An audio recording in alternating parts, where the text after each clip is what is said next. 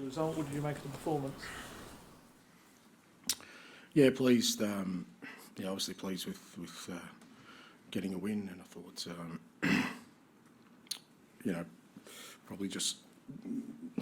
probably deserved it in the end with the endeavours, but fair to say first half wasn't great.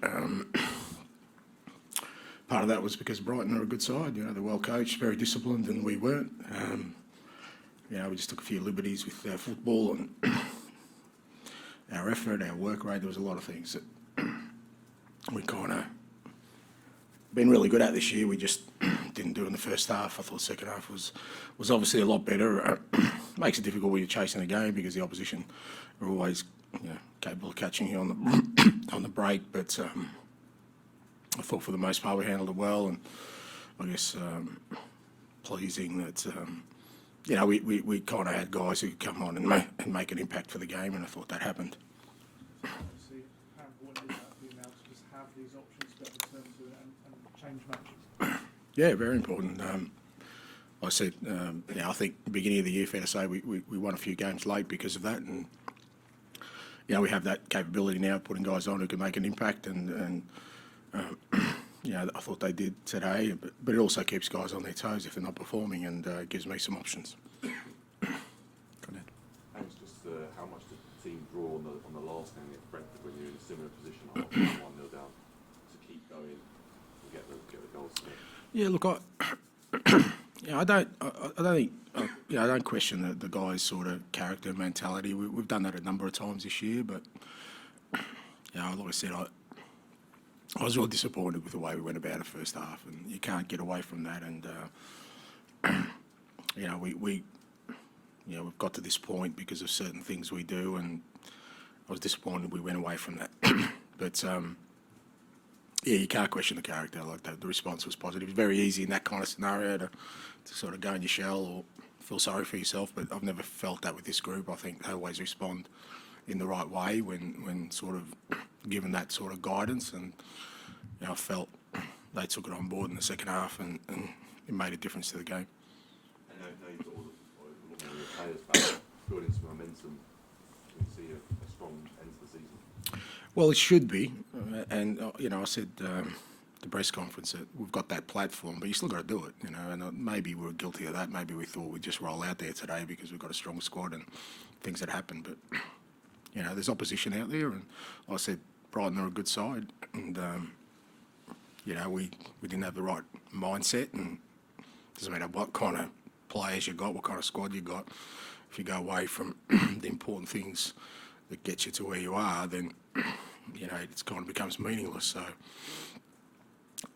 as I said, I think the second half was better, and that gives us a little bit more of kind of impetus and momentum to keep going. And as I said, I guess it keeps everyone on notice because we do have options now.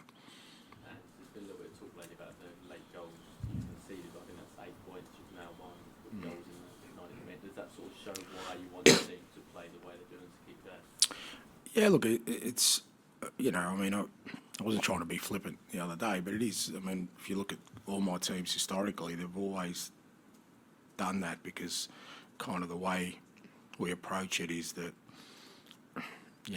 the clock and the scoreboard shouldn't dictate how you play. So if that's your mentality, we should always be looking for goals, irrespective of sort of whether we're winning 1-0 or losing 1-0. Now, sometimes that kind of feels counterintuitive when you're winning 1-0, but I think it helps you in games like this when you're chasing the game, because really you don't have to change anything. There's no instructions for me. The players know, well, this is what we do anyway, so it doesn't mean a major shift. And I think if you're trying to become a team that's dominant and wins games of football, I just felt I'd rather err on that side than sort of try and protect things that you have. And were you always confident after you made those 3 changes that they would pay off in the end? I'm not really sure what confident. I was putting on some good players and guys who can make an impact. But again, they've got to do that, and especially in that sort of midfield front third, we've been pretty limited lately in terms of what we can do, just to give us a little bit more energy. Because obviously, like I said, Brighton were doing well, but they're working really hard to stay in the game, and you know they're going to get tired. And then the fact that we could bring on at least 2 attacking players who are going to be a threat, and you know it maybe looks simple, but you know that ball that Sonny plays, you know that's a world-class player who in a clutch moment finds the right pass. You can't do that if you can't bring him on if it's somebody else, you know. And even Brennan getting on the far post, we worked really hard with him to do that. So, you know, it's not about confidence. I feel like, you know, with the squad we have for today and hopefully moving forward, is that, you know, we do have that ability, irrespective of where the game's at, to finish games strong. Rachel? Were there any fresh injury concerns? No, I don't think so. I mean, Destiny went off, but I'm not sure if it was cramp, but everyone else was okay as far as I know. Sorry. Rachel? You've got Sonny back after a lot of games. Was there any worries about fatigue for him, or was it always your intention to bring him on in the second half? No, we were worried about fatigue. That's why we brought him on in the second half. So, you know, he was ready to play, he wanted to play, but, you know, if you look at, you know, 2 of their games went to extra time. Last game was pretty draining as well. So the fact that, you know, we had options, I mean, if we were desperate, he probably would have started, but the fact that we had other options meant we could protect him, and I think it was better for him that he kind of came on and played the minutes he did. Dan, last one, please. Andrew, come to expect it from Sonny, but after the disappointment he had at the Asia Cup and with very limited time, as you say, to deliver it at the moment you need it, and that's what a captain's all about. Yeah, and look, maybe the nation he plays for works against him, but I think he's a world-class player. You look at his record in the Premier League, the toughest league in the world, and you know his goal contributions, irrespective of how the team's gone through the time he's been here, have always been right up there.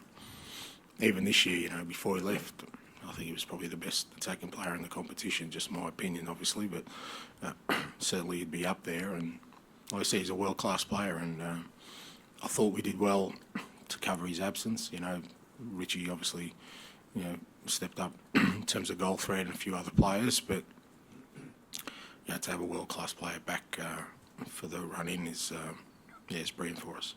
Okay, thank you. Thank you.